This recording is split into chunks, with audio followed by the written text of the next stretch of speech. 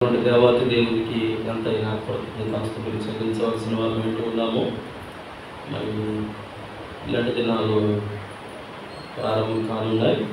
ఈ నెల 5వ తారీఖు నుండి మరి ఎంతమంది ప్రార్థనాపూర్వకంగా సిద్ధపడుతున్నారో నాకైతే తెలియదు. కానీ దేవుని బిడ్డలుగా మన జీవితంలో దేవుడు అనుగ్రహించినటువంటి ఆశీర్వాదకరమైనటువంటి సమయాలు, దినాలు చాలా ప్రాముఖ్యమైనవి. చాలామంది ఏమనుకుంటారంటే ఈ సంవత్సరానికి 12 నెలల్లో ఈ 12 నెలలు అలా వస్తూ ఉంటాయి, పోతూ ఉంటాయి, ఇందులో పెద్ద విచిత్రం ఏముందండి అన్నట్టుగా ఆలోచన చేసి ఉండొచ్చు.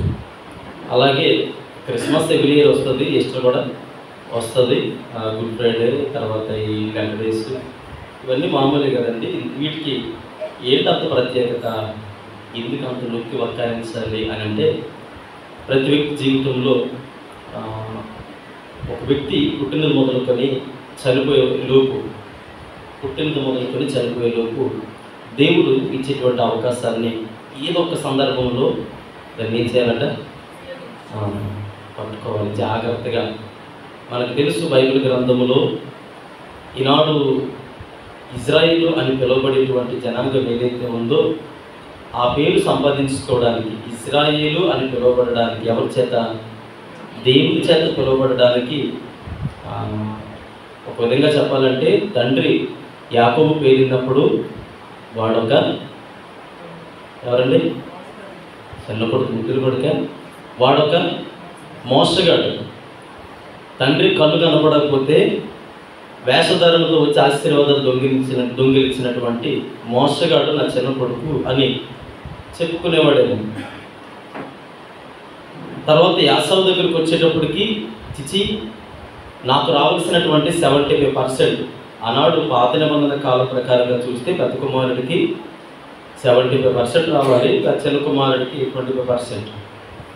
ఇంత ఆధిక్యత రావాల్సినటువంటి నా ఆశీర్వాదాలు నా తమ్ముడు దొంగిలించాడు. వాడొక దొంగోడు. తల్లి కూడా అంటే 9 మాసాలు మోసి జన్మనిచ్చింది కనుక బయటికి చెప్పుకోలేదు. కానీ నా చిన్న కొడుకు ఎలాంటి వాడు, కొంచెం మొత్తం చెప్పదు తల్లి, ఎందుకంటే తల్లి ప్రేమ చెంగి చాటును దాసేటువంటి ప్రేమ. కాబట్టి నా చిన్న కొడుకు కొంచెం చెడ్డోడండి. ఎందుకో తెలుసా, నా పెద్ద కొడుకును మోసం చేసి ఆశీర్వాదాలు దొంగిలించుకొని వెళ్ళిపోయాడు. వాళ్ళ నాన్న కూడా పట్టుకోలేకపోయాడండి. కొంచెం చెడ్డోడే కానీ మంచి లక్షణాలు ఉన్నాయి. అందుకనే భయపడి వాళ్ళ మామి దగ్గర కనుక మా అన్న దగ్గరికి పంపించేశాను. అంటే వీళ్ళ ముగ్గురు దృష్టిలో యాకోబుని ఎలా చూస్తూ ఉన్నారు ఏమండి, వాడొక మాటలు రావట్లేదేమో, మోసగాడు. అంటే ఈరోజు నిన్ను చూసే దృక్పథం, భూమి మీదకి వచ్చిన తర్వాత మనం ఏమనుకుంటామంటే అద్దం ముందుకు వెళ్ళి నన్ను చూడు, కానీ మనల్ని చూసే వ్యక్తులు ఇంకోలా చూస్తారు. కన్న తల్లి ఒకలా చూస్తుంది, తండ్రి ఒకలా చూస్తాడు, అన్నదమ్ములు ఒకలా చూస్తారు, బంధువులు, స్నేహితులు, మందిరంలో వాళ్ళు, తర్వాత వేరే వేరే ప్రాంతాల్లో ఉండేటువంటి ప్రజలు ఎవరికి ఉన్న దృక్పథాలు వాళ్ళకు ఉంటాయి. అయితే వీళ్ళందరి దృక్పథాలు పక్కన పెడితే దేవుడు ఏమనుకున్నాడు ఈ గురించి, వీళ్ళందరి గురించి యాకోబు ఆలోచించలేదు. అమ్మాయి వెళ్ళిపో అన్నాడు అంతే. అదేంటి మరి మీరు నా గురించి నీకు అనవసరం, పో అవుతుంది ఈవెన్ నువ్వు కూడా వెళ్ళిపో, అరే బాబు వెళ్ళంటారు నాయన, అదేంటి సార్ అని అంటే అదేం కుదరదు, వెళ్ళండి నాకు ఎప్పుడు అవసరం లేదు. అదేంటి మరి అని అంటే అదంతే. నా బ్రతుకు బయటికి రావాల్సినటువంటి సమయం వచ్చింది. ఎవరి కాళ్ళు పట్టుకుంటే నా బ్రతుకు సరిచేయబడదు, ఎవరి కాళ్ళు పట్టుకుంటే సరిచేయబడతాయో ఆయన కాళ్ళు పట్టుకుంటాను. ఆ రాత్రికాల సమయంలో కాళ్ళు పట్టుకొని ఏడ్చాడు. ఈరోజు ఏమంటారంటే ఎవరి ఇజ్రాయెల్ దేశమే అంత గొప్ప తెలుసాడు. ఇజ్రాయెల్ దేశం అంటే ప్రపంచం అంతా గడగడగడలు ఆడిపోతుంది. ఏమంటే ఇజ్రాయెల్ దేశం అంటే ప్రపంచానికి భయం అండి. ఎందుకు భయము, ఎవరి ద్వారా వచ్చింది ఆ పేరు, ఒక మోసగాడి ద్వారా. ఎవరా మోసగాడు, మరి ప్రజల దృష్టిలో, నీ కుటుంబం దృష్టిలో, లేదా సమాజం దృష్టిలో నువ్వు చెడ్డదానో చెడ్డబడవై ఉండొచ్చు. కానీ దేవుడు అంటాడు నిన్ను ఏది కోరి తయారు చేసుకున్నాడంటే తనకి నచ్చిన రూపంలో తయారు చేసుకున్నాడు. నల్లగా ఉన్నామా, పొట్టిగా ఉన్నామా, పొడవుగా ఉన్నామా, బక్కగా ఉన్నామా, బండగా ఉన్నామా, సమాజానికి కావాలి అవన్నీ. కానీ దేవునికి ఏం కావాలి తెలుసా, నీ హృదయం కావాలి. ఆ హృదయాన్ని దేవునికి దగ్గరగా తీసుకెళ్లే సమయం ఏదైనా ఉండాలంటే నేను అంటాను, పళ్ళ గురించి చెప్తాను, ఈ లెంట్ దినాలలో ఓపెన్ హార్ట్ అనమాట. మన మనసు తెరిచి, హృదయాన్ని తెరిచి ఆయన పాదవులు పట్టుకొని ఎంత బిగ్గరగా ఏడవగలిగితే అంత, ఎంత గట్టిగా, ఎంత ఓపెన్గా ఆయన పాదాలు పట్టుకుని అయ్యా నా బ్రతికిదయ్యా అని చెప్పుకోగలిగితే దేవుని ప్రార్థన ఆలకించుకుంటూ ఉన్నాడు. తేలిక తీసుకోకండి. నిజంగా సమయం చాలా గొప్పది. నాకు తెలిసి ఆశీర్వాదకరమైనటువంటి కార్యాలు ఎంతోమంది చూశారు. ఎంతోమంది కోకొల్లదిగా సిగ్గుపడో భయపడో లేదంటే ఎవరిని అనుకుంటారేమో సాక్ష్యాలు చెప్పలేము, కానీ కోకొల్లదిగా ఉన్నాయి సాక్ష్యాలు. దేవునికి కార్యాలు చేయడం కొత్త కాదు, ఆయనకి అద్భుతాలు చేయడం ఎంత, కాకపోతే అడిగేటువంటి వ్యక్తిని బట్టి ఉంటుంది. కనుక హృదయపూర్వకంగా సిద్ధపడండి. ప్రార్థనాపూర్వకంగా దేవుడు మన జీవితాల్లో ఉన్నతమైనటువంటి కార్యాలు చేయబోతున్నారు అనడానికి అనేక నిదర్శనలు బైబిల్ గ్రంథంలో ఉన్నాయి, చరిత్రలో ఉన్నాయి. చూడండి, ఈనాడు మీతో కొన్ని విషయాలు పంచుకోవడానికి ఇష్టపడుతూ ఉన్నాను. బైబిల్ గ్రంథంలో హోషేయ గ్రంథము 6వ అధ్యాయము 4వ వచనాన్ని చదువుకుందామండి. చదవండి చదవండి సార్. ఎఫ్రాయిము యూదా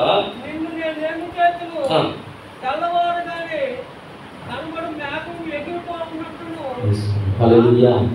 చూడండి, ఇక్కడ 4వ వచనం, ఎఫ్రాయిమా నిన్ను నేనేమి చేతును, యూదా నిన్ను నేనేమి చేతును, తెల్లవారుగానే కనబడు మేఘము ఎగిరిపోవునట్లు, ప్రాతకాలమున పడు మంచు ఆరిపోవునట్లు మీ భక్తి నిలవలేక ఏపోయిందట, నిలవలేకపోయింది. చూడండి, బాగా తెల్లవారుజాము చలికాలంలో కొన్ని మంచు ప్రదేశాలు ఉంటాయి. మన ప్రాంతాల్లో కూడా అప్పుడప్పుడు, అంటే పలాసాకి ఈ జీడిపట్ల ఫ్యాక్టరీలు ఎక్కువ ఉండడం వల్ల, పొల్యూషన్ ఎక్కువ ఉండడం వల్ల మంచు ఎక్కువ కనపడదు, అరుదుగా చాలా ఏదో అంటారు కదా, 8వ వింత పలాసలో అంత ఎక్కువ మంచు పడిందంటే 8వ వింతలా ఉంటుంది. కొన్ని ప్రాంతాలకు వెళ్ళామనుకుంటే మంచు ప్రదేశాలకు వెళ్ళినప్పుడు అవి తెల్లవారుజామున 5 నుంచి 4 నుంచి 6 ప్రాంతంలో చాలా ఎక్కువ మంచు పడుతుంటుంది. వాహనం మీద వెళ్ళినప్పుడు వాహనదారులు అనుకుంటారు వాళ్ళు లైట్లు వేసుకొని వెళ్ళినప్పుడు, రెడ్ లైట్ వేసుకొని వెళ్ళినా ఎదురు నుంచి వచ్చేటువంటి వాహనాలు సరిగ్గా కనబడవు. కాబట్టి ఆ తెల్లవారుజాము ప్రయాణికులు ఏం చేస్తారంటే బండి, ఆ లారీ కానీ ఆ 4 వీలర్ ఏదైనా 2 వీలర్ ఏదైనా పక్కన ఆఫ్ చేసి మంచు ఆరిన తర్వాత మనం వెళ్దాం, దారి కనబడట్లేదు, ఎదురుగా వచ్చే వాహనాల నుంచి ప్రమాదము ఎదురవుతుంది, 1 వే కనుక చాలా జాగ్రత్తగా ఉండాలని కొంతమంది వ్యక్తులు ఆ వెహికల్స్ని పక్కన ఆపేస్తారు. హెవీ వెహికల్స్ అన్ని పక్కన ఆఫ్ చేసి ఆ లైట్లు ఆన్లోనే ఉంచుతారు, సిగ్నల్స్ అన్ని ఆన్లోనే ఉంచుతారు. ఎదురుగా వచ్చే వెహికల్ ఏదైతే ఉందో ఇక్కడ వెహికల్ దగ్గరకు వచ్చే వరకు కనబడదు మంచు పడేటువంటి ప్రాంతాల్లో. ఆ తర్వాత అదే ప్రాంతంలో 8 తర్వాత మీరు ఎప్పుడైనా వెళ్ళి చూడండి, 8 తర్వాత వెళితే ఎక్కడ మంచు ఎక్కడ కూడా కనబడదు. ఎందుకని ఎండ తెరలు ఎప్పుడైతే విడుస్తుందో ఆ ఎండ తెరుపుకి మంచు అంతా కూడా ఆవిరైపోతూ ఉంది. అందుకని ఇక్కడ దైవజనుడి ద్వారా మాట్లాడుతూ ఉన్నాడు. చిన్న ప్రవక్తలలో హోషేయ ప్రవక్త ఒక్కరు, ఈయన మాట్లాడుతూ అంటారు, దేవుడు తనకి ఇచ్చినటువంటి ఆ ప్రేరేపణ బట్టి మాట్లాడుతూ ఉన్నారు. ఎఫ్రాయిమా నేను ఏమంటానయ్యా, నేను నీకు ఏం చేయగలను, అసలు నీలో భక్తి ఎలా కనబడుతూ ఉందనంటే మంచు ఉదయాన్నే మంచుబడి అప్పుడు కనబడి మళ్ళీ 8 తర్వాత ఆవిరైపోయినట్లుగా నీ భక్తి అలా ఉంది. ఉద్రేకపూరితమైనటువంటి భక్తి, ఆవేశంతో కూడిన భక్తి, కొండలను పెకిలించేలా కనబడే భక్తి, పెకిలించేది కాదు కనబడే భక్తి. దేనికి ఈ భక్తి అంటే ఇప్పుడు ఆ ఉదయకాల సమయంలో మంచు ఎలాగైతే ఇంకా రోజంతా ఉండేటట్టుగా చాలామంది మంచు ప్రదేశాలు కావాలని చూడడానికి వెళ్తాం. 1 అవర్ పడే మంచు అనేక అనర్థాలను తీసుకొని వస్తారు. మీకు తెలుసా, ఎండాకాలంలో నాకు బాగా అనుభవం ఎందుకనంటే జీడిమాడ తోటలో ఉన్నటువంటి వ్యక్తులకి ఏంటంటే ఈ కాలంలో మంచు ఉదయాన్నే మంచు పడింది అనుకోండి, రైతు గుండెలు బాదుకుని ఏడుస్తాడు. ఎందుకో తెలుసా, ఆ పువ్వు అంతా మాడిపోయి అరే డబ్బులు వస్తాయి అనుకున్నాం కదా, బోర్డు మందు కొట్టాము, మరి దానికంతా పెట్టుబడి పెట్టామని చెప్పేసి ఆ రైతు చాలా బాధపడుతుంది. మళ్ళీ దానికి వేరే మందు కొట్టాలి, మందు కొట్టిన 100కి 50% ఆ పూతంతా రాలిపోద్ది, దానివల్ల ఏ విధమైన ఉపయోగం ఉండదు, పూతంతా మాడిపోయి ఎక్కడో 1 లక్ష రూపాయలు రావాల్సింది 20,000 వస్తుంది, అతనికి చాలా నష్టపోతాడు. కనుక ఉదయకాల సమయంలో మంచు పడుతూ ఉంటే అనుకుంటాడు, మంచు పడకుంటే ఉంటే బాగుండు అనుకుంటాడు. ఈరోజు మన భక్తి జీవితం ఎలా పోలుస్తూ ఉన్నాడంటే ఇక్కడ ఆయన అంటాడు, ఎఫ్రాయిమా నీ భక్తి నాకు ఎలా కనబడుతుంది అంటే ఉదయకాల సమయంలో పడేటువంటి మంచు ఎలాగైతే ఉందో నేను నిన్ను ఏమందును, యోధా నేను నిన్ను ఏమి చేతును, తెల్లవారిగానే కనబడు మేఘం ఎగిరిపోయినట్లుగా, ప్రాతకాలమున పడు మంచు ఆవిరైపోయినట్లుగా నీ భక్తి నాకు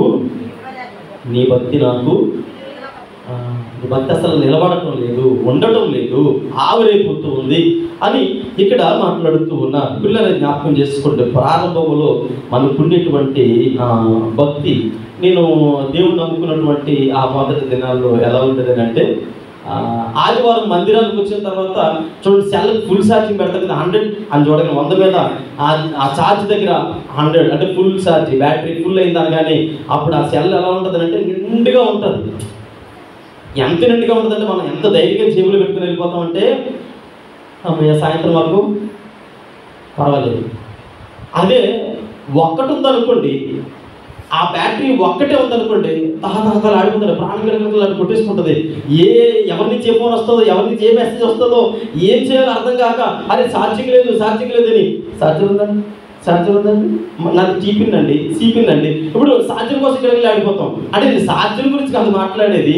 ఆదివారం చర్చికి రాగానే నాకు ఎలా ఉండేది అంటే 100 ఛార్జింగ్ అని సెలవులాగా ఉండేవాడిని. ఆదివారం ఆ ఛార్జింగ్ అలా సోమవారం వచ్చి ఉండేది, మంగళవారం వచ్చి ఉండేది, బుధవారంకి డెడ్ అయిపోయింది. బుధవారం, లక్షవారం, శుక్రవారం, శనివారం, మళ్ళీ ఆదివారం దాకా వెయిట్ చేయవలసి వచ్చేది. అంటే లక్షవారం నుండి శుక్రవారం, శనివారం వరకు ఎలా ఉండేది అంటే నీరసం అయిపోయేది అనమాట. ప్రార్థన ఉండేది కాదు, పాట ఉండేది కాదు, భక్తి ఉండేది కాదు, వాక్యం ఉండేది కాదు. ఆదివారం రాగానే ఫుల్గా ఛార్జింగ్ ఎక్కేది చర్చిలో. ఎందుకని ఫాస్ట్ గారు పిల్లలు పట్టుకొని జాడించేసేవాడు, వాక్యము ఎడపెడలాడుతూ ఉంటే ఫుల్గా 4 పక్కల ఛార్జింగ్ ఎక్కి యాదవ బ్రతుకు ఇంక ఉంటే ఎలాగే ఉండాలి, మళ్ళీ ఇంకా తెక్కకూడదు అనుకునేవాడు. ఫుల్గా ఛార్జింగ్ అయిపోయి ఎలాగెలాగైనా బుధవారం నాటికి మళ్ళీ 0 అయిపోయింది. ఎఫ్రాయిం గురించి అదే మాట్లాడుతూ ఉన్నాడు. ప్రాతకాలపు భక్తి, ఏదో అప్పుడప్పుడు భక్తి, అవసరం కోసం భక్తి, ఏదో నామకార్థమైనటువంటి భక్తి, మంచు ఆ ఉదయాన్ని కనబడి ఆవిరైపోయినట్లుగా మన భక్తి ఒక్కసారిగా 100 ఛార్జింగ్ బుధవారం నాటికి డౌన్ అయిపోయేలా ఉండకూడదు. ఎలా ఉండాలంటే 24 hours 7 ఫుల్ ఛార్జింగ్తో ఉండాలి. దేవుని సన్నిధానం పట్ల, దేవుని మందిరం పట్ల ఇక్కడ ఆయన మాట్లాడుతున్నటువంటి మాటల గురించి మనం ఆలోచన చేస్తే, ఎఫ్రాయిమా, యోదా, నేను మిమ్మల్ని ఏమనాలి? అసలు చూడండి, మీ పిల్లలు ఏమంటారు కొన్ని సందర్భాల్లో, వాడు ఎలా వచ్చాడు అనుకోండి, ఏమంటారు తెలుసా? ఒక్క నిమిషం ఆగి, కాదురా నాకు డౌట్, నేను ఎన్నిసార్లు నాకు అర్థం కావట్లేదు, నేను ఏమన్నారు అసలు? చెప్పాను కదా చెయ్యొద్దని, చెప్పాను కదా వెళ్ళొద్దని, మరలా నేను నీకేం చెప్పాలి? నాకే మీకు తెలిసి సందేహపదం ఉపయోగిస్తారు. నాకే ఏమేస్తుంది? నిన్నని నిన్ననే ప్రయోజనం, నిన్ననే ఒకటే. ఆ గ్యాప్ ఫుల్ఫిల్ చేసుకుంటే బాధ అనిపిస్తుంది. కానీ దేవుడు ఏమంటున్నాడంటే, ఎఫ్రాయిమా, నేను నీకు ఏమన్నా అసలు? యోదా, నేను నీకు ఏం చేయాలి? ఇక నేను ఎంత హింసించాలి, ఎంత శిక్షించాలి, ఎంత పనిష్మెంట్ ఇవ్వాలి, ఎంత గద్దించాలి, ఏం చేస్తే దారికి వస్తావు? అసలు నీ పరిస్థితి ఏంటి? నేను నేర్పించిన భక్తిదేనా? ఇదా నేను కోరుకునేది అని ఎఫ్రాయిముతో యోదాతో మాట్లాడుతూ ఉన్నాడు. ఓకే, మరి దేవుడు ఇలా మాట్లాడుతున్నప్పుడు మన జీవితాల్లో ఏ విధమైనటువంటి భక్తి జీవితాన్ని కలిగి ఉండాలి అని ఆలోచన విధానాలను కలిగి చూస్తే, ఈరోజు ఇక్కడ చూడండి, హోషేయ గ్రంథం నుండి కొన్ని విషయాలు నేను మీతో పంచుకోవడానికి ఇష్టపడుతూ ఉన్నాను. 8వ అధ్యాయము 12వ వచనాన్ని చదువుకుందామండి. మొట్టమొదటి విషయము, అసలు ఎఫ్రాయిములో దేవుడు బాధపడినటువంటి విషయాలు. 8వ అధ్యాయం, హోషేయ గ్రంథం 8వ అధ్యాయము 12వ వచనం చదవండి. నేను అతని కొరకు నా ధర్మశాస్త్రమును పరిపూర్ణంగా వ్రాయించి నియమించును, వాటిని అతడు అన్యములుగా అంటే అవహేళనగా కావచ్చు, తేలిగ్గా కావచ్చు, లెక్కలేనితనం కావచ్చు, రెక్లెస్ ఇంకొక మాటలు చెప్పాలంటే వాక్యం ఏముండలేదు, ఎప్పుడు వాక్యమేనా, అసలు వాక్యమేనా అని తేలిగ్గా తీసేస్తాం చూడు. ఆ ఎవరి వాక్యం అని అంటే ఏమంటుంది? వేసుకోమండి. ఎవరండి? ఎవరా వాక్యం అన్నట్టు ఏమంటారు తెలుసండి? అయ్యో మీకు తెలీదా? కృపాశక్తి సంపూర్ణుడిగా దిగొచ్చాడండి. ఎవరు దిగొచ్చారు? ఎవరండి దిగొచ్చారు? ఏమండి? పాస్టర్ గారు దిగొచ్చారా? పెద్దలు రుద్దారా? మరి ఎవరు దిగొచ్చారు? ఆయన అంటాడు కదా, ఆయన వాక్యత శరీరధారి అయి కృపాశక్తి సంపూర్ణుడిగా మన మధ్యలో నివసించడానికి వాక్యమైనటువంటి దేవుడు. ఆ వాక్యాన్ని ఏమంటాం తెలుసా? చదువుతాం వాక్యం. ఒరే వాక్యం చదవరు అమ్మ, వాక్యం చదవమ్మ, ఒక 2 పేజీలు చదవమంటే అత్తమాన వాక్యం చదవమని రుద్దేస్తాను. ఎందుకు? నాకు ఇష్టం వచ్చినప్పుడు చదువుతాను, నాకు నచ్చినప్పుడు చదువుతాను, నాకు ఇంట్రెస్ట్ ఉన్నప్పుడు చదువుతాను. ఏంటికి ఇంట్రెస్ట్ ఉన్నప్పుడు చదివేది? నీ జీవితాన్ని నిలబెట్టేది కాదా? అన్యములుగా అన్యములుగా అంటే అర్థం ఏంటో తెలుసు అండి, అసలు నాకు అవసరం లేదు, ఎప్పుడో నాకు నచ్చినప్పుడు చదువుతాను. అవహేళనతనం. దేవుడు అంటే భయభక్తులు లేనటువంటి గుణ లక్షణాలు కలిగినటువంటి వ్యక్తులుగా. ఇక్కడ చూడండి, ధర్మశాస్త్రమును ఏ విధంగా చూస్తూ ఉన్నాము అని అంటే, ఇక్కడ మీరు జ్ఞాపకం చేసుకోండి. చాలా మంది జ్ఞానులు అనాలి. ఒక విధంగా చెప్పాలంటే యేసుప్రభువుని దర్శించడానికి వచ్చిన వాళ్ళు జ్ఞానులు కాదు. కానీ ఈనాటి కాలంలో ఈ తరానికి ఉండేటువంటి జ్ఞానం ఎలాంటిది అంటే, బైబిల్ దేనికి అని ఆలోచన చేస్తే జ్వరానికి, దయ్యాలకి. బైబిల్ దేనికండి? జ్వరానికి, దయ్యానికి బైబిల్ చదవడానికి కాదు, మన జీవితాన్ని బాగు చేసుకోవడానికి కాదు. ఇప్పుడు బుర్ర కింద తిడితే జ్వరం పోద్ది, ఆ బుర్ర కింద తిడితే ఏం పోద్ది? దెయ్యం పోద్ది. మొన్న ఒక ఆయన వచ్చి అంటాడు, మీ దగ్గర కొన్ని మంత్రాలు శక్తులు ఉంటే ఇస్తారా అంటున్నాడు. నేనన్నాను, నేనేమన్నా శక్తులు మంత్రాలు కలిగి ఉంటాను? నేను ఇలాంటి మనిషినే. వాక్యమైన దేవుని మీద ఆధారపడి బ్రతికితే చాలు. వాక్యము దేనికి ఉపయోగిస్తున్నాయి అంటాడు, నేను ధర్మశాస్త్రాన్ని ఇచ్చాను కదా. 12వ వచనం ఎందుకంటే రాయబడి ఉంది, చదవండి ఒకసారి వాక్య భాగం. ఏమన్నాడు? నేను అతని కొరకు నా ధర్మశాస్త్రమును పరిపూర్ణముగా నియమించినను దానిని అతడు అన్యములుగా, అవహేళనగా, దేవుని ధర్మశాస్త్రాన్ని జ్వరాలకు, దెయ్యాలకు వాడకూడదు, లేదా మనకు నచ్చినటువంటి విధానాల కొరకు వాడకూడదు. దేవుని వాక్యము జీవితాన్ని బాగు చేసుకోవడానికి వాడాలి, లేదంటే ఎవరి మీద రుద్దడానికి వాడకూడదు. మన బ్రతుకు మనం సరి చేసుకోవడానికి వాడాలి, అన్యములుగా. అందుకని చూడండి, యెహెజ్కేలు గ్రంథకర్తతో దేవుడు అంటాడు, ఇదిగో నీ ఆహారం ఏంటో తెలుసా? చూడండి, యెహెజ్కేలు గ్రంథకర్తతో 3వ అధ్యాయం 3వ వచనంలో అంటాడు, యెహెజ్కేలా, నీ ముందుంచబడినటువంటి ధర్మశాస్త్రాన్ని నీవు పూజించు. అమ్మా నరపుత్రుడా, నియమించుచున్న ఈ గ్రంథము ఆహారముగా తీసుకొని దానితో నీ కడుపు నింపుకోవాలి. చాలండి. ధర్మశాస్త్రాన్ని, దేవుని వాక్యాన్ని ఏం చేయాలట?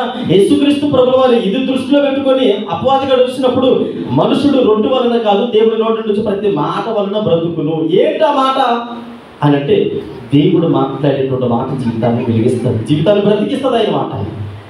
ఆహారాన్ని అంటే చూడండి, ఏంటి ఆహారం అంటే మీరు గమనించండి, రోజుకు మనుషులు ఎన్నిసార్లు తింటారు? తక్కువలో తక్కువ, అంటే ఎక్కువ తినే వాళ్ళు కూడా ఉన్నారు, తక్కువలో తక్కువ 3 సార్లు తింటాం, ఉదయం, మధ్యాహ్నం, సాయంత్రం. ఇప్పుడు 3 సార్లు క్రమం తప్పకుండా తింటాం. కొన్నిసార్లు నేను గతించిన వాళ్ళని జ్ఞాపకం చేస్తాను, ఒక పూట మానేసిన ఏమంటాం తెలుసు అండి, మధ్యాహ్నం తినలేదండి అందుకే నీరసం వచ్చేస్తాను అంటాం. ఈ సిగ్నల్స్ మాత్రం మానేవు, మధ్యాహ్నం తినలేదండి అందుకే నీరసం వచ్చేస్తుంది అంటాం. అంటే మధ్యాహ్నం తినకపోతే నీరసం వచ్చేస్తే ఒక్క పూట, నేను అనుకుంటాను ఒక్క పూట కాదు, వారాల తరబడి వాయిద్యం చదవలేని వారు ఉన్నారే. నేను ఒక పెద్ద ఆయన కలిశాను, చాలా మంచి అయినా ఒకసారి నేను పెద్ద అయినా కలిసి, పాస్టర్ గారు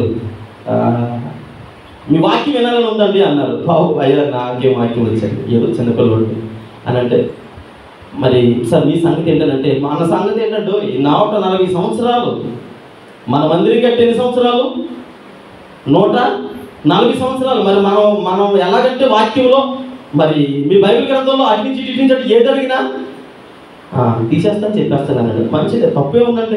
వాక్యాన్ని మనం నేర్చుకోవడమే కదా కావాలి అంటే, మీరు ఎలాగైనా మా ఇంటికి రావాలి వాక్యం చెప్పడానికి. సార్ మీరు 140 సంవత్సరాలు అనుభవం కలిగిన వారు, నేనెంత అని అంటే, ఇప్పుడు నేర్చుకోవడానికైనా వస్తావు కదా. సరే సార్ తప్పకుండా నేర్చుకునే క్రమంలో నేను ముందుంటాను. ఒకరోజు వాక్యాన్ని పిలిచారు, వెళ్ళాను. వాక్యాన్ని పిలిచిన తర్వాత వెళ్తే అయ్యగారు వాక్యం చెప్పమన్నారు. ప్రార్థన చేసుకుని పాట పాడుకుని వాక్యాలు కదా అంటే, ఏమొద్దు డైరెక్ట్ వాక్యం చెప్పు అని అన్నారు. అంటే యాకోబు 2వ అధ్యాయము, యాకోబు 2:1 అన్నాను నేను. యాకోబు 2:1 అనగానే అయ్యగారు ఆదికాండం తెగ తిరిగేసేస్తున్నాడు. ఆయన వినబడలేదేమో అనుకుని మళ్ళీ యాకోబు 2:1 అన్నాను నేను. మళ్ళీ తిరిగేస్తున్నాడు, వినబడలేదేమో అనుకుని మళ్ళీ అయ్యా యాకోబు 2:1 అన్నాడు. పాస్టర్ గారు నాకు శివుడు కాదు, నాకు తెలుసు, నాకు వినబడింది యాకోబు 2 అన్నది. యాకోబు ఎక్కడుంటాడు? ఆదికాండంలో ఉంటాడు. ఎక్కడుంటాడు యాకోబు? యాకోబు ఆదికాండంలోనే ఉంటాడు.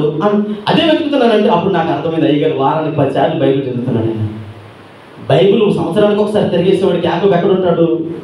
ఆదికాండంలోనే ఉంటాడు. యాకోబు 2:1 అంటే ఎక్కడ ఉంటుంది? యోనా గ్రంథం అన్నాం అనుకోండి, మనం ఎక్కడికి వెళ్తాం? డైరెక్ట్గా ఇండెక్స్కి వెళ్తాం. హోసేయ అన్నాం అనుకోండి, డైరెక్ట్గా ఎక్కడికి వెళ్తామండి? కొంతమంది ఇండెక్స్కి వెళ్తాం. 349 ఓకే. అంటే చదవడం రాలేని వారి గురించి నేను మాట్లాడటం లేదు. దేవుడు నీకు జ్ఞానం ఇచ్చి కూడా చదవగలిగే అవకాశం ఉండి కూడా అవకాశం లేక చదవలేని వారు చాలా ఉన్నారు. దేవుడు అంటాడు పరిపూర్ణమైన ధర్మశాస్త్రాన్ని నీకు ఇచ్చాడట. ఏదో అర్థాగోర్థంగా నీ చేతిలో పెట్టలేదు. 66 పుస్తకాల గ్రంథాన్ని దేవుడు నీ చేతిలో వచ్చి తన మనసులో మాటలు నీతో షేర్ చేసుకోవడం అనుకున్నాడు. ఎవడో పనికిమాలోడు వచ్చి మాట్లాడుతూ ఉంటే చెవులు అలా పెడతాం కదా.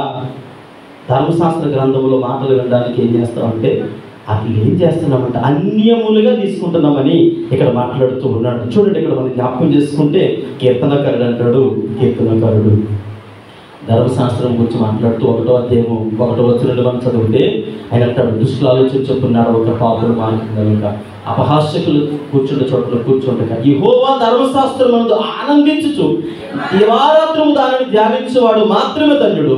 అతడు నీటి కాలంలో ఎవరైనా నాటబడినదై ఆకు వాడక తన కాలం ముందు ఫలమిచ్చు చెట్టు వలె. మరి అలా ఫలమిచ్చు చెట్టు వల్లే ఉండాలి.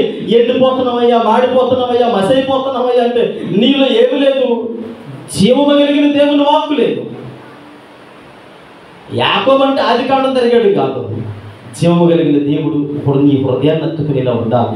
దేవుని వాక్యములు అన్యములుగా చూడకూడదని ఇక్కడ మాట్లాడుతూ ఉన్నారు. చూడండి, 147 కీర్తన భాగము 147 కీర్తన భాగము 19, 20 చరణాలు మనం చదువుకుందామండి. ఇక్కడ చదవడం, ఆయన తన వాక్యము యాకోబునకు తెలియజేసినని న్యాయ విధులను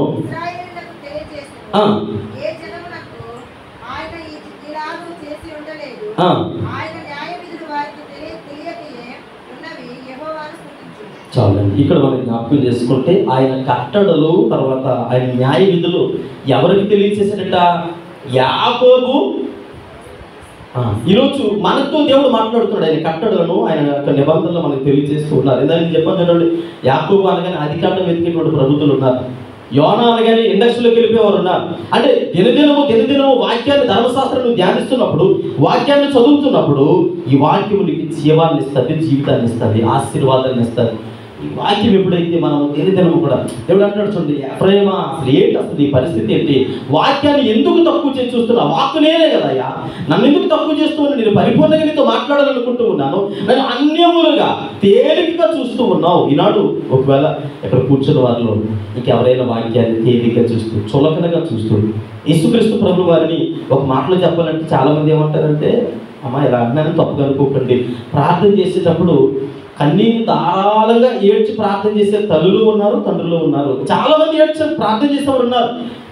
ఏడ్చి ప్రార్థన చేయడం తప్పు అని నేను అనడం లేదు. అయితే దేవుణ్ణి ఎంత ప్రేమిస్తూ ఉన్నావో అనేది ఒక ప్రశ్న నేను మిమ్మల్ని అడగాలనుకుంటూ ఉన్నాను. ఆనాడు ఎబ్రీ గ్రంథకర్త అయినటువంటి పౌలు గారు అంటారు, శిలువ మీద కాండ్రగించి ఉమ్ము వేసి తొక్కేసి వెళ్ళిపోయినటువంటి యూదుల కంటే భయంకరమైనటువంటి భక్తులు మన దగ్గర ఉన్నారు. ఎందుకు తెలుసా అండి, నేను మాట్లాడుతూ ఉన్నాను, వాక్యాన్ని గౌరవించలేను నీవు, దేవుడిని గౌరవించలేనంటే తొక్కేసుకుని వెళ్ళిపోతున్నట్టే. వాక్య విలువ తెలియలేనటువంటి నీవు బైబిల్ తీసుకొని వెళ్ళి ఎక్కడో పడేస్తూ ఉంటాం. అసలు వాక్యాన్ని చదవడానికి ఇంట్రెస్ట్ చూపించాం. 3 పూటలు తినే టైంలో 1 పూట తగ్గిన గడిగలు ఆడిపోతాయి కదా. 3 పూటలు 1 పూట ఎందుకు వాక్యాన్ని తిన్నాను? నేను అంటాడు, వాక్యాన్ని దివారాత్రులు ధ్యానించేవాడు మాత్రమే ధన్యుడని మాట్లాడుతూ ఉన్నాడు. పిల్లలు ఎన్ని సంవత్సరాల నుంచి భక్తి చేస్తున్నాం అనేది ప్రాముఖ్యత కాదు, కానీ మన జీవితాల్లో ఆయన అంటాడు, పరిపూర్ణమైన ధర్మశాస్త్రాన్ని నేను మీ చేతులకు ఇచ్చాను, పరిపూర్ణమైన ధర్మశాస్త్రాన్ని మీకు ఇచ్చాను. దాన్ని మీరు ఎలా చూస్తూ ఉన్నారు? అన్యములుగా చూస్తూ ఉన్నారు. ఇది ఒక నవల అనుకుంటూ ఉన్నారు, లేదంటే ఇది ఒక న్యూస్ పేపర్ అనుకుంటూ ఉన్నారు, లేదంటే ఇంకా వేరే అనుకుంటూ ఉన్నారు. ఏదో కథల పుస్తకం చదివినట్టుగా ఏదో మామూలుగా చదివేసి పక్కన పడేస్తే దానివల్ల ఏ యూజు? ఎస్కేలుతో దేవుడు అంటే ఇది నీకు ఆహారం, ఇదే నీకు ఆహారం. యేసు ప్రభువు అంటారు కదా, ఇది ఆహారం అయ్యా, నువ్వు నాకు చెప్పవలసిన అవసరం లేదు. ఇది నాకు ఆహారం, నా జీవితాన్ని నిలబెట్టేది, నా బ్రతుకులు బాగు చేసేది, నా కుటుంబాన్ని కట్టేది, అనేకులకు ఆశీర్వాదకరంగా మార్చేది దేవుని వాక్కు. దేవుని వాక్కు నీలో ఉంటే ఎక్కడికి వెళ్ళినా ఆశీర్వాదకరమైనటువంటి తల్లిగా, తండ్రిగా, సహోదరుడిగా, సహోదరిగా ఉండగలవు. వాక్యం లేకుండా నువ్వు ఎన్ని చేసినా, వాక్యం నీ బ్రతుకులు అన్వయించుకోకుండా ఏం చేసినా, ఎంత భక్తి చేసినా అది గుడ్డుసొమ్ము. రెండో విషయాన్ని జ్ఞాపకం చేస్తూ అదే మోషే గ్రంథము 12వ అధ్యాయము, మోషే గ్రంథం 12వ అధ్యాయము 1వ వచనం చదువుకుందాం. ఎఫ్రాయిము గాలిని వేయించున్నాడు. చాలండి. ఈయన రెండవది, ఒకటేమో వాక్యాన్ని అన్యములుగా అవహేళనగా చూస్తూ ఉన్నాడు, ఎగతాళిగా చూస్తూ ఉన్నాడు. అసలు వాక్యం అంటే పట్టించుకోవడం లేదు. ఎప్పుడో తనకు నచ్చిన ఎప్పుడు చదువుతూ ఉన్నాడు, ధ్యానిస్తూ ఉన్నాడు. ఆదివారం ఛార్జింగ్ పెట్టుకున్న మళ్ళీ ఆదివారం లోపు మొత్తం బ్యాటరీ సెల్ అంతా డెడ్ అయిపోయి లోకానుసారమైనటువంటి ఛార్జీలు ఎక్కువైపోతున్నాయి, వాక్య ఛార్జింగ్ తగ్గిపోతుంది. అయితే ఇక్కడ మనం జ్ఞాపకం చేసుకుంటాం. రెండవది వాక్యాన్ని అన్యులుగా ఇస్తున్నాడు. రెండవది ఏం వేస్తున్నాడట? గాలి మేస్తున్నాడట. అమ్మ కోడి పెట్టలు పెంచేటువంటి వాళ్ళు ఎవరైనా ఉన్నారా? ఎప్పుడైనా మీరు పెంచారా? కోడి గుడ్లు పెడుతున్నది అప్పుడప్పుడు. అది చక్కగా మంచిగా గట్టి గుడ్లు పెట్టింది అనుకోండి, దాన్ని జాగ్రత్తగా తీసుకెళ్ళి తవుల్లో దాస్తారు, బియ్యంలో కానీ ఎక్కడైనా దాచి. అది గుడ్లన్నీ పెట్టేసిన తర్వాత పట్టు మీదకి వెళ్ళేటప్పుడు ఆ గుడ్లు తీసుకెళ్ళి పట్టులో పెడతారు. అవి మంచి గుడ్లు అయితే అప్పుడు వాటిని ఏం చేస్తుంది, 21 రోజుకి పిల్లలు పెట్టి చక్కగా పొదుగు పిల్లలు పెడుతుంది. అందులో కొన్ని గుడ్లు మిగిలిపోతాయి. కొన్ని గుడ్లు మిగిలిపోతే ఆ యజమానుడు ఏం చేస్తాడు తెలుసా? ఇలా ఊపి చూస్తాడు.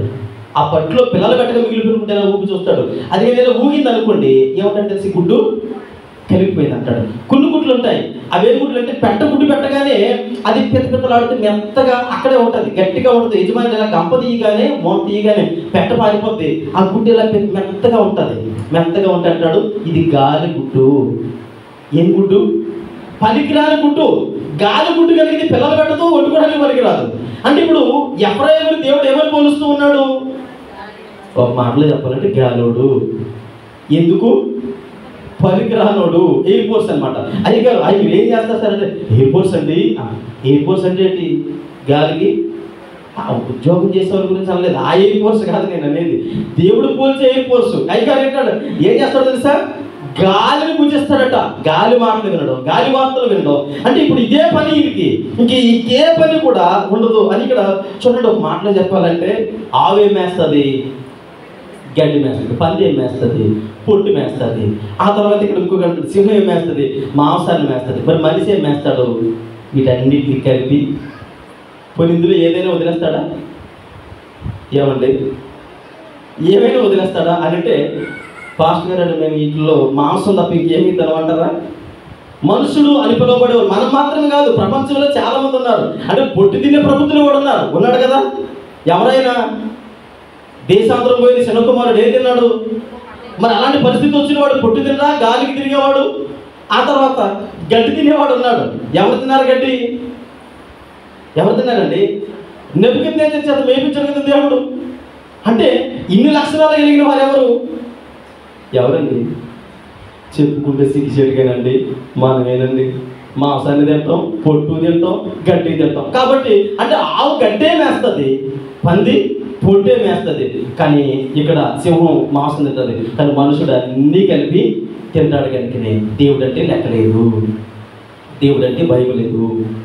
గాలి వార్తలు వినడం, గాలి వార్తలు చాటడం. అంటే ఎఫ్రాయిము గురించి ఈయన మాట్లాడుతున్నాడు. ఏమని మాట్లాడుతున్నారంటే, ఎఫ్రాయిమా ఏంటి అసలు స్థితిగతులు అని మాట్లాడుతూ ఉన్నారు. దేవుడు అంటే భయభక్తులు లేనటువంటి జీవితము, క్రమము లేనటువంటి జీవితము. ఇక్కడ మనం చూసినప్పుడు అనేక రీతులుగా ఇతరులు కూర్చున్నటువంటి మాటలు మనం మాట్లాడుతూ, అది నీకు తెలుసో తెలియదో, పూర్తిగా విన్నావో లేదో. ఇక్కడ చిన్నది సేమ పుట్టింది అనుకో, అమ్మ బాబు పాము పుట్టి చచ్చిపోయి సాగుతులు ఉన్నారట అని చాటేస్తాం. ఏ వార్త ఇది? గాలి వార్త. చిరికి గాలివాన అయిందంటాం కదా. గాలివాన కాదు, గాలి వార్త. అనేక జీవితాలు నాశనం చేసే వార్త. చివరికి నీ నెత్తిని చుట్టుకొని నువ్వేనా. మరి ఇంకా చూడండి, ఇక్కడ కొంచెం పౌలు గారు తిమోతితో అంటారు. చూడండి, 2వ తిమోతికి రాసిన పత్రిక 2వ అధ్యాయం 16వ వచనం చదవండి. తిమోతితో పౌలు ఎంత సున్నితంగా మాట్లాడుతూ ఉన్నారు. 2వ తిమోతి రాసిన పత్రిక 2వ అధ్యాయం 16వ వచనం. అపవిత్రమైన వట్టి మాటలకు విముఖుడవై ఉండుము. అట్టి మాటలాడు వారికి వాళ్ళు ఎలా ఉంటారంటే, అప్పుడు దాకా మందులలో కొద్దిపాటి ఇది చిన్న పూట రాలేని వాళ్ళు ఉంటారు. మామూలుగా తెచ్చుకొచ్చి ప్రార్థన చేస్తుంటారు, కన్ను మూసుకొని కన్ను తెరిచేవాళ్ళు, ఇంకా అవ్వలేదా అలా ఉంటారు. అంటే భక్తి ఇది కొద్ది భక్తిహీనత. మందిరంలో సేవలో పావులు కుట్టినట్టుగా ఈ కాలు మీద కొంతసేపు, ఈ కాలు మీద కొంతసేపు కూర్చొని ఇలా అంటే ఈ భక్తిహీనత, కొద్దిపాటి భక్తిహీనత ఎంత తొందరగా పారిపోతే బాగుంటుంది. దేవుడితో గడపడానికి సోపాలు పడిపోతాం. మెల్లిగా అయిపోతాం. ఊపిరి ఆగిపోయిందండి. ఉన్న కొద్దిసేపు అసలు ఎంత అసలు తట్టుకోలేకపోయాను అనుకోండి. మీరు గమనించండి, 1వ కీర్తన జాగ్రత్తగా చదివితే భక్తులని దావీదు అంటాడు, దుష్టులు అలాగే ఉండక గాలి చెదరగొట్టు పొట్టు వలె. నేను అంటాను, నువ్వు చెట్టులా ఉంటావో పొట్టులా ఉంటావు. చెట్టు ఎలా ఉంటుంది? స్థిరముగా ఉంటుంది. పొట్టు ఎలా ఉంటుంది? ఎటు గాలేస్తాడు, ఎడమ వైపు గాలేస్తే ఇటు, ఇటు గాలేస్తే ఇటు. అంటే పొట్టు స్థిరముగా ఉండలేదు. అందుకనే దేవుని సన్నిధానంలో దుష్టులు 1వ కీర్తనలో ఉన్న మాటే, నా సొంత మాట కాదు. వీళ్ళు దేవుని సన్నిధిలో నిలవచాలని ఎందుకు నిలవలేరనంటే, సీమలో పాములు బంగిరెత్తుంటాయి, మీద నుంచి కింద నుంచి బంగిరెత్తుంటాయి. ఎంత తొందరగా విముక్తులు అవ్వాలి? దేవుడు అంటాడు, వట్టి మాటలు పలికేటువంటి వారికి విముక్తుడుగా లేకపోతే వాళ్ళు ఏవో గాలి కబుర్లు చెప్పుకుంటూ ఉన్నారు, గాలి వార్తలు చెప్పుకుంటున్నారు. అక్కడ కూర్చొని ఇప్పుడు దాకా ఇలా ఈ మామూలుగా ఈ చెవులు ఇలాగే ఉంటాయి. మీరు ఎప్పుడైనా మీ ఇళ్ళ దగ్గర ఉన్న కుక్కలు గమనించండి, అది అప్పుడు దాకా మన ముందు అలా పడుకొని ఉంటుంది కదా, చెవు 4 వైపులు తిప్పుతుంటుంది, ఇలా ఇలా ఇలా ఇలా తిప్పుతుంది. బయట ఎక్కడైనా శబ్దం వచ్చింది అనుకోండి, ఆ చెవు ఇలా అంటే 4 పక్కన ఎన్ని శబ్దం వస్తే అటు ఎడుతుంటుంది చెవు. మనం కూడా ఎవరైనా ఒక మనకి ఇంట్రెస్ట్గా ఉండే వార్త ఎవరైనా మాట్లాడుతారు అనుకోండి, అప్పుడు దాకా ఇలా వెంటనే దీన్ని ఇలా క్లోజ్ చేసి ఈ చెవులు తీసుకెళ్ళి దగ్గర పెడతాం. గాలి వార్తలకు చెవులోకి వారు ఎలా ఉంటారంటే మరి ఎక్కువగా భక్తిహీనతలోనికి. ఎఫ్రాయిము పరిస్థితి అదే జరిగింది. మామూలుగా చిన్నపాటి భక్తిహీనత కలిగి ఉండేవాడు. ఆయన అంటాడు, ఎఫ్రాయిమా ఇలాంటి వార్తలు నీ చెవులో పడితే, తిమోతి ఇలాంటి వార్తలు నీ చెవులో పడితే నువ్వు మరీ భక్తిహీనుడికి దగ్గరగా వెళితే మరి ఎక్కువగా భక్తిహీనుడు అయిపోతావు. నేను అంటాను, భక్తిహీనులుగా ఉన్నాను, మరి ఎక్కువ భక్తిహీనులుగా మారిపోవడానికి ఇష్టపడుతూ ఉన్నాను. చాలా జాగ్రత్తగా ఉండాల్సి. చూడండి, ఇక్కడ మనం జ్ఞాపకం చేసుకుంటే హోషేయ గ్రంథము 13వ అధ్యాయము 15వ వచనం చదవండమ్మా. 13వ అధ్యాయం 15వ వచనము. నిజముగా ఎఫ్రాయిము తన సహోదరులలో బలాభివృద్ధి నుండి తూర్పు గాలి వచ్చును, యెహోవా పుట్టించు గాలి అది రాగా అతని నీటి బుగ్గలు ఎండిపోయిను, ఓటలు ఇంకిపోను, ధన నిధులు అన్నీ కూడా ఏమవుతాయి? చాలండి. దేవుడు నేను ఆశీర్వదించిన స్థితి, దేవుడు నీకు ఇచ్చినటువంటి రక్షణ అనుభవం, ఏదో నీకు దేవుడు నీకు కొద్దిపాటి స్థితిని ఇచ్చాడు. ఇచ్చినటువంటి ఆ భక్తిహీనతను చూసినప్పటికీ దేవుడు అంటాడు, దుష్టుడు తన దుష్టత్వమును బట్టి మరణించడం నాకు ఇష్టం కాదు అని చెబుతూనే నీ భక్తిహీనతను అలా చూస్తూ నేను ఆశీర్వదించాడు. అయితే మరింత భక్తిహీనుడు అయిపోయి దేవునికి ఆయాసకరమైన క్రియలు చేస్తున్నప్పుడు దేవుడు ఏం చేస్తాడు తెలుసండి? ఎఫ్రాయిమా నీ సహోదరుల కంటే నువ్వు బలాఢ్యుడివే, ఆశీర్వదించబడిన వాడివే. అయితే దినదినము ఏమవుతూ ఉన్నాయి? నీ ఆశీర్వాదాలన్నీ కూడా దూరం అయిపోతున్నాయి, ఎండిపోతూ ఉన్నాయి, ఇంకిపోతూ ఉన్నాయి. మరి నీకున్నటువంటి ఆశీర్వాదాలన్నీ శత్రువు దోషులు వెళ్ళిపోతూ ఉన్నాడు, దిగజారిపోతున్నాం. మనిషి కంటే ఎఫ్రాయిము ఆశీర్వదించబడిన వాడే. కానీ ఇక్కడ మనం జ్ఞాపకం చేసుకుంటే మనిషి కంటే ఎఫ్రాయిము దినదినము తన భక్తిహీనతను బట్టి దిగజారిపోతున్నట్లుగా మనము చూడగలుగుతూ ఉన్నాం. 55వ కీర్తన భాగము 14వ చరణంలో భక్తుడైన దావీదైతే ఈ రీతిగా మాట్లాడుతూ ఉన్నారు. చూడండి, 55వ కీర్తన భాగము 14వ చరణం చదివితే, మనము కూడి మధురమైన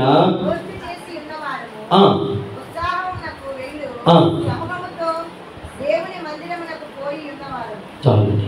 మధురమైనటువంటి జీవితాలు, మధురమైనటువంటి మాటలు, ఇతరులకు ఆశీర్వాదకరమైన మాటలు, ఇతరులని దీవెనకరమైనటువంటి మాటలు, మనకి సాధ్యమైనంత వరకు ఇతరులకి మేలు చేసేవారుగా ఉండాలి. ఈ మాట ఇతరులు హాని కలిగించేదిగా ఉండకూడదు, హాని కలిగించేదిగా ఉండకూడదని దేవుని సేవకుడిగా తెలియజేస్తూ ఉన్నాను. ఒకటి మనం జ్ఞాపకం చేసుకుంటే ఎఫ్రాయిము ఎలా ఉన్నాడు, దేవుని వాక్యాన్ని ఎలా చూస్తూ ఉన్నాడు అని అంటే అవహేళనగా, పట్టించుకోలేనటువంటి రీతిలో ఉంటూ ఉన్నాడు. రెండవది మనం జ్ఞాపకం చేసుకున్నప్పుడు గాలిని మేసేవాడుగా ఉంటూ ఉన్నాడు, దేనికి ఉపయోగం లేనటువంటి జీవితాన్ని ఎన్నుకుంటూ ఉన్నాడు. మూడవది మనం జ్ఞాపకం చేసుకుంటే అదే హోషేయ గ్రంథము 4వ అధ్యాయము, హోషేయ గ్రంథము 4వ అధ్యాయము 2వ వచనము 3వ వచనం మనం జ్ఞాపకం చేసుకుందామండి. వారు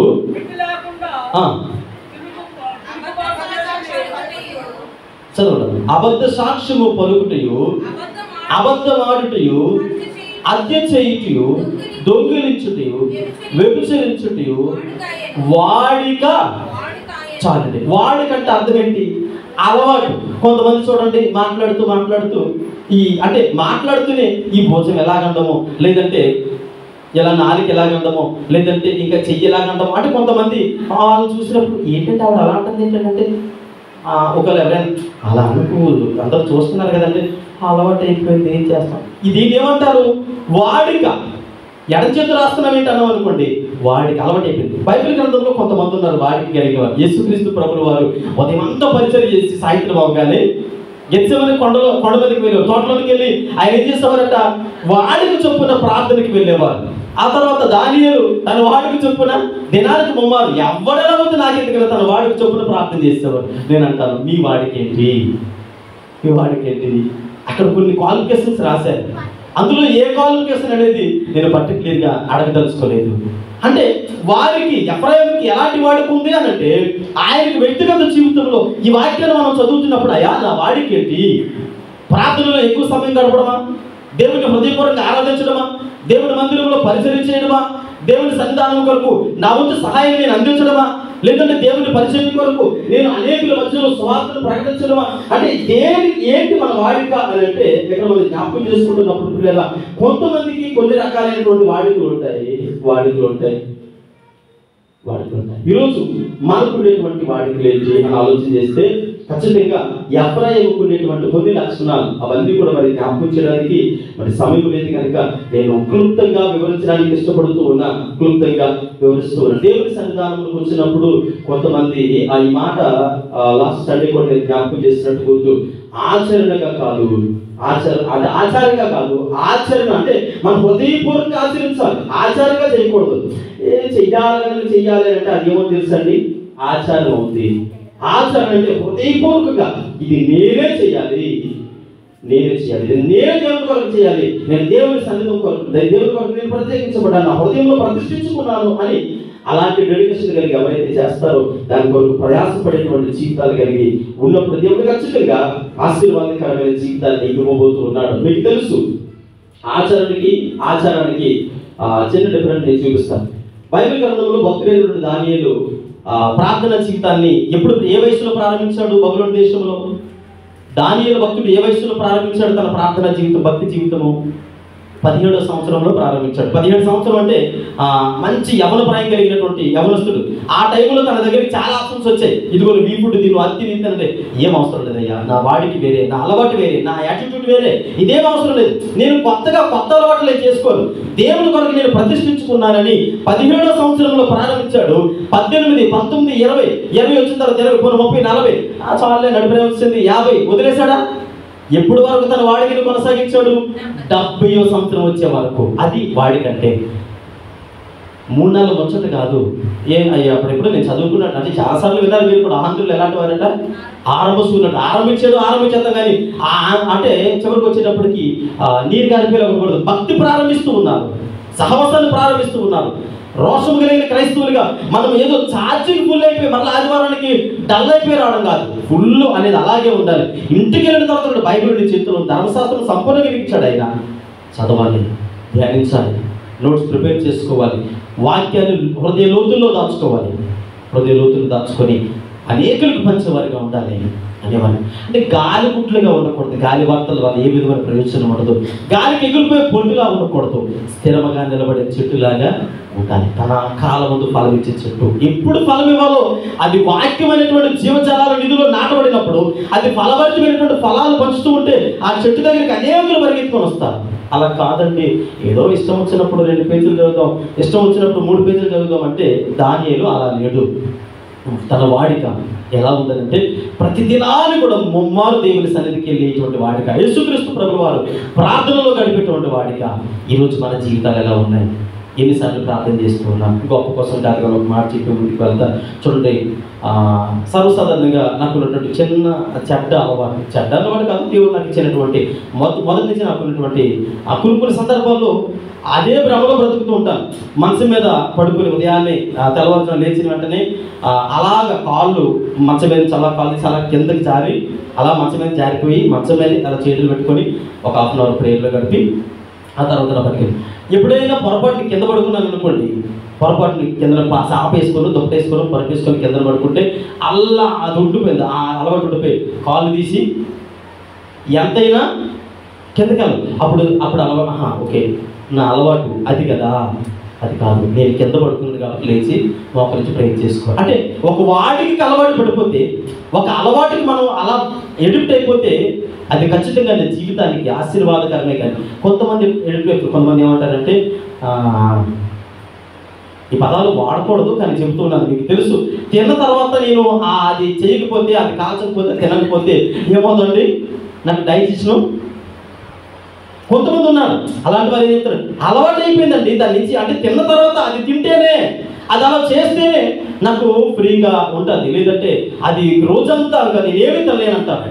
అది వాళ్ళకి ఏంటి, వాడిక.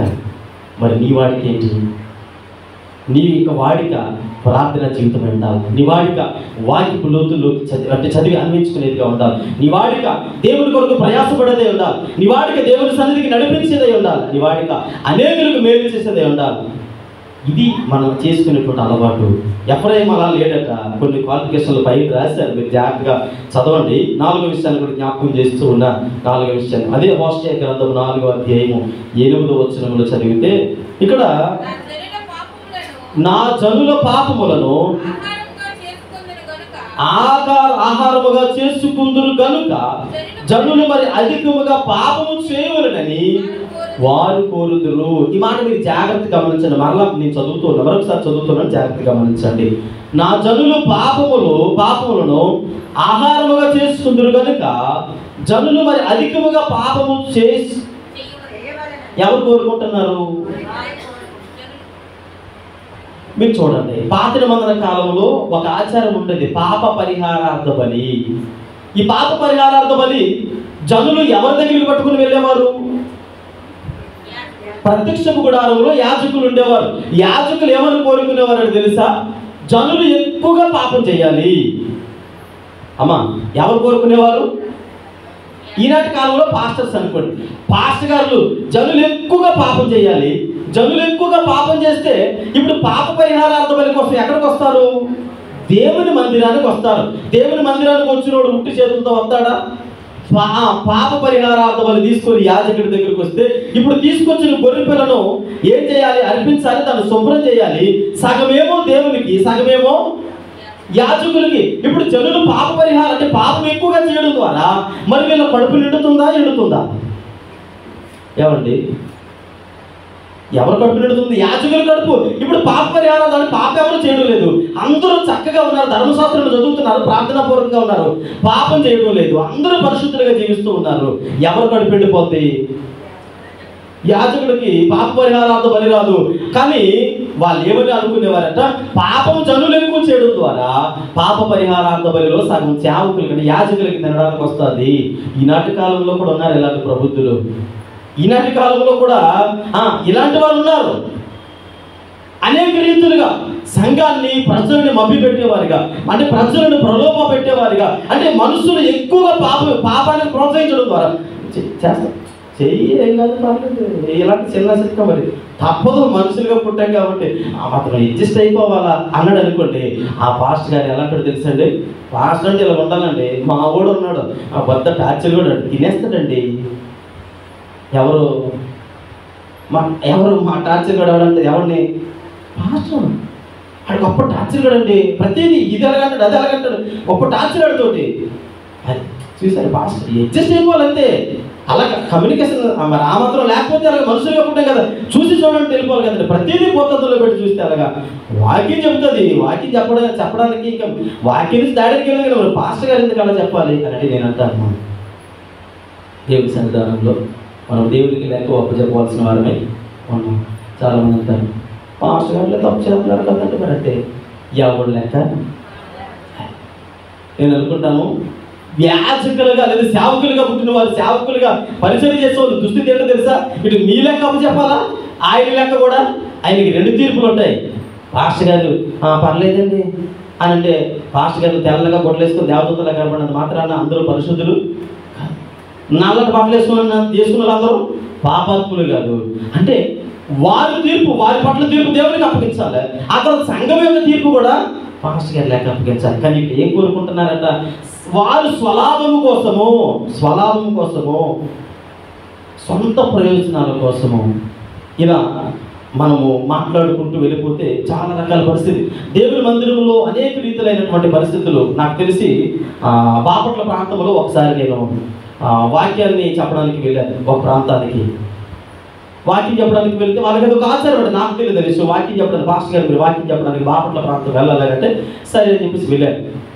వెళ్ళిన తర్వాత వాక్యం చెప్పమన్నారు. వాక్యానికి నిలబడ్డాను. ఒక్కరు ముఖంలో కనలేదు. ఎంతమంది? దాదాపుగా 300 మంది ఉంటారు.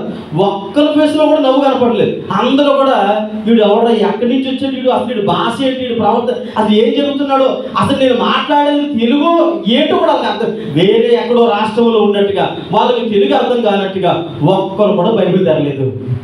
అలా చూస్తున్నారు నా వైపు ఎప్పుడు వదిలేస్తాడని.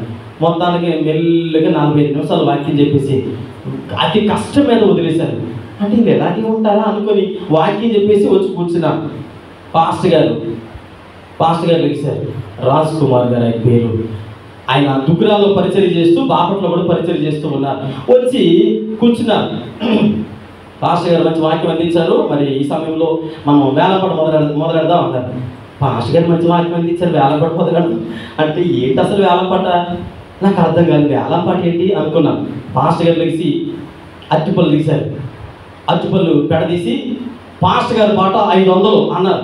అంతవరకు ఆముదం తాగిన పేసులా జిడ్డుగా ఉన్న వీళ్ళందరూ మరి ఒక్కసారిగా ఇలా సర్దుకొని 1000 రూపాయలు, 2000, 3000, అని ఎక్కడ లేని ఆర్భటం. మందిరం అంతా గందరగోళం. ఒక క్రికెట్ స్టేడియంలో లాగా.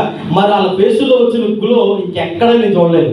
ఆ అరటిపళ్ళు పెడ 5000 రూపాయలు. 6 అరటిపళ్ళు ఉన్నాయి అందులో. ఎంత కొన్నారు? ఎంతండి? 5000 రూపాయలు. అయిపోయింది. చాలా అన్ని అమ్మేసిన తర్వాత పాస్టర్ గారు అన్నారు, ఇప్పుడు మీ అందరూ ఆశ్చర్యపోయేటువంటి ఒక వస్తువుని తీస్తూ ఉన్నాను. ఇది పాస్టర్ గారి ఇంట్లోది, గుర్తుపెట్టుకోండి. ఇది ఎక్కడిది? పాస్టర్ గారి ఇంట్లోది అన్నాడు. అని ఆ పొట్టులో నుంచి ఒక కోడి పుంజుని తీసి, ఇది పాస్టర్ గారి ఇంట్లో పెరిగిన పుంజు, చర్చి ప్రాంగణంలో పెరిగిన పుంజు. ఇది కొనుక్కున్నోడికి ఏమొస్తుంది? స్వస్థత. ఇది కొనుక్కున్నోడికి ఆశీర్వాదం.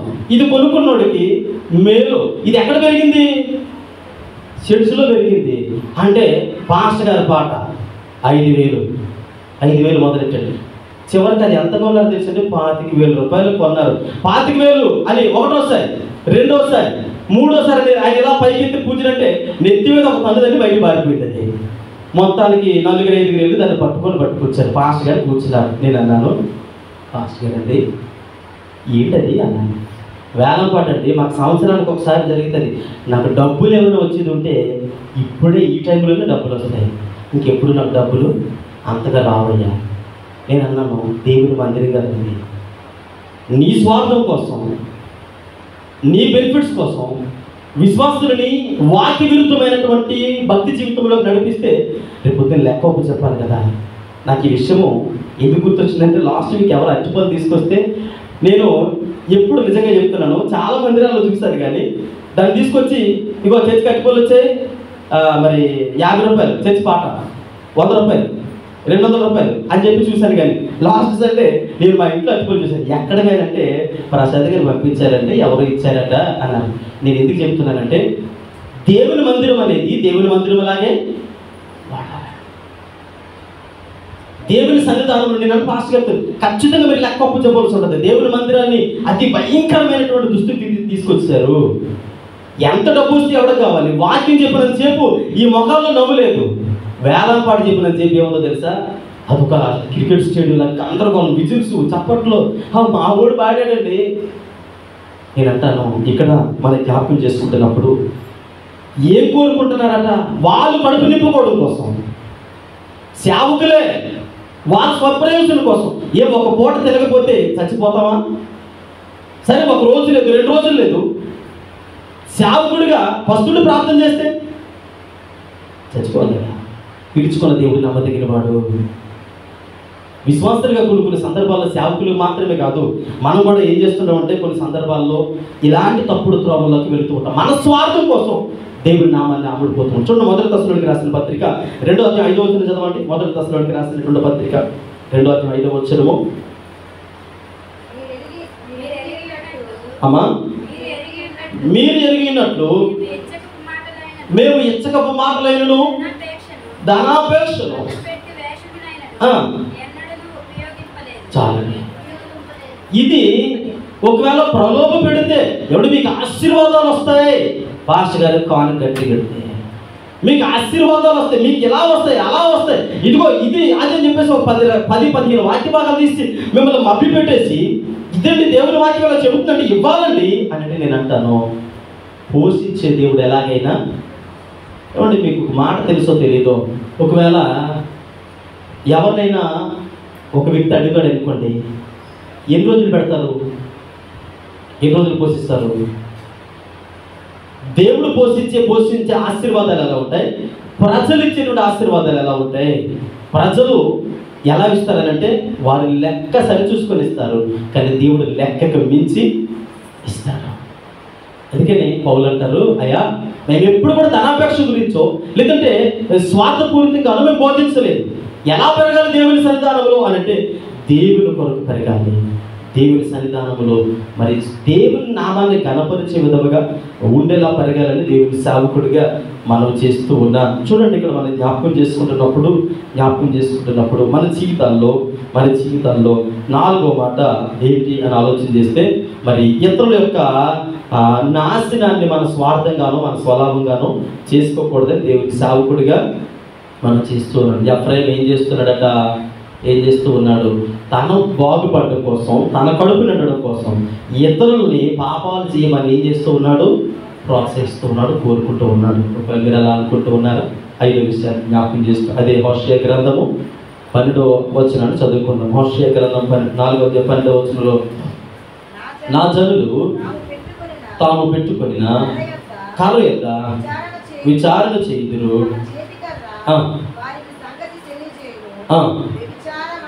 వ్యభిచార మనస్సు దేవుని విసర్జించి చాలండి. ఇక్కడ ఏమున్నది, ఎఫ్రాయిం యొక్క మనసు తన స్వాధీనంలో లేదట.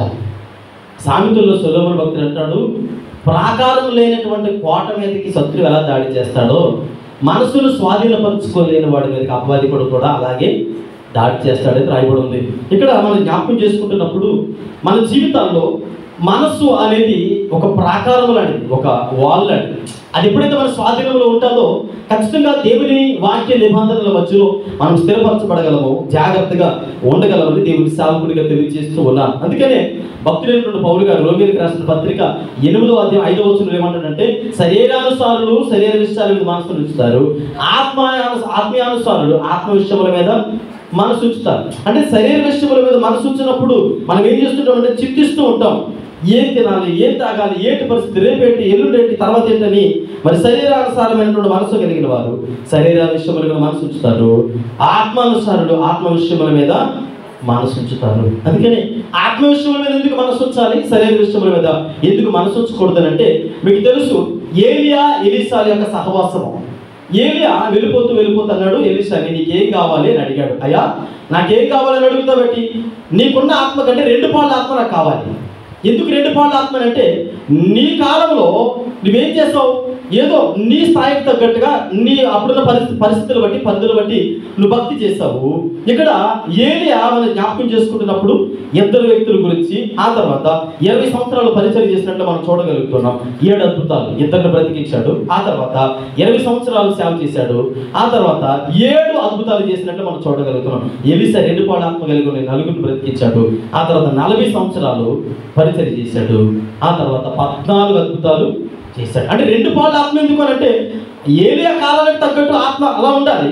అంటే ఇప్పుడున్న టెక్నాలజీ చూడండి, ఇప్పుడు మనము పంచి కట్టుకొని ఏంటి లాల్చి వేసుకొని, ఇప్పుడు ఏదైనా పెళ్ళికి వెళ్ళారనుకోండి, అందరూ సూట్లు బూట్లు వేసుకొని ఉన్నారు, పంచి కట్టుకొని చక్కగా ఈ తలబాగా వేసుకొని అక్కడికి వెళ్ళారనుకోండి, యవనస్తులు 20 సంవత్సరాల వయసు కలిగిన యవనస్తులు పంచి కట్టుకొని తలబాగా వేసుకొని మళ్ళీ లాల్చి వేసుకొని వెళ్ళాడు అనుకోండి, అక్కడ ఉన్న యవనస్తులు అందరూ ఏమంటారు, అంటే ఈయన ఏ కాలం వాడు,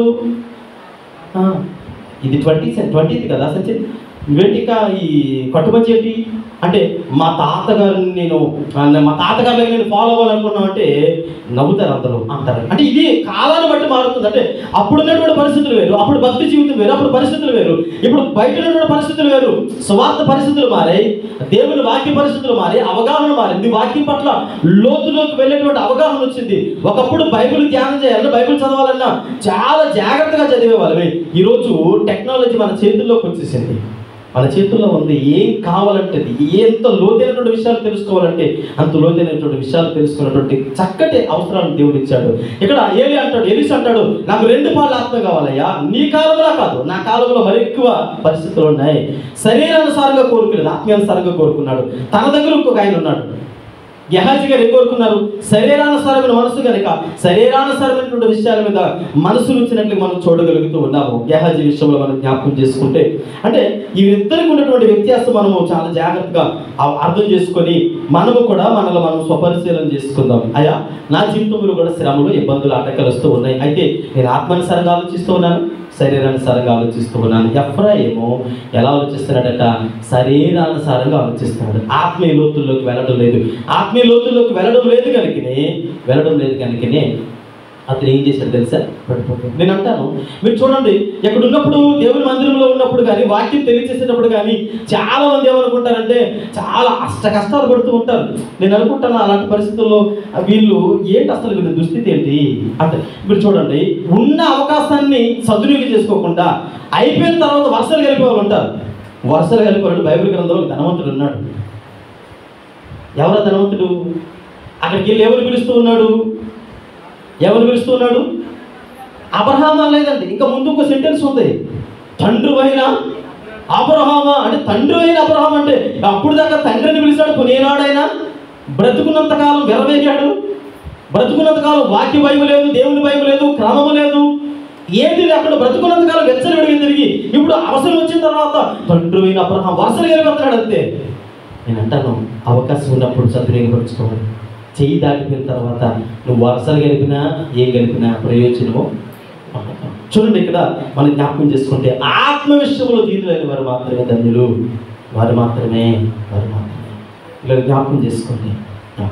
చివరిగా ఒక వాక్యం చెప్పేసి ముగించేస్తాం. చిన్న హోషేయ గ్రంథము 5వ అధ్యాయం 13వ వచనం చదువుకుందాం. 13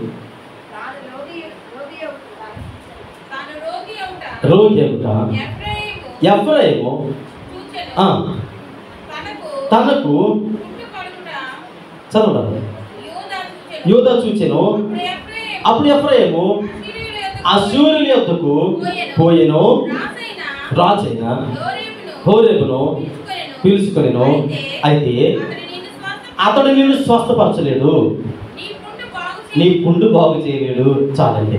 చూడండి, ఎఫ్రాయిముతో దేవుడు ఎంత సూటిగా మాట్లాడుతున్నాడంటే, అబ్బాయి, నీకోసం నీకు నేనేం చెప్పాలి, నేనేమనాలి, ఎన్ని తిట్లు తిట్టాలి, ఎలా గర్తించాలి, ఏం చెప్తే నువ్వు బాగుపడతావు అని అంటూనే ఆయనలో ఉండేటువంటి మైనస్లన్నీ చూపిస్తూ, ఇదిగో నీలో ఉండేటువంటి బలహీనతనివి, నువ్వేంటి అసలు ఎలా తయారయ్యేవేంటి, వాక్యం అంటే నీకు భయం లేదు, దేవుని క్రమం అంటే గాలి తిరుగుతూ ఉన్నావు, విచ్చలవిడితనం అయిపోయింది.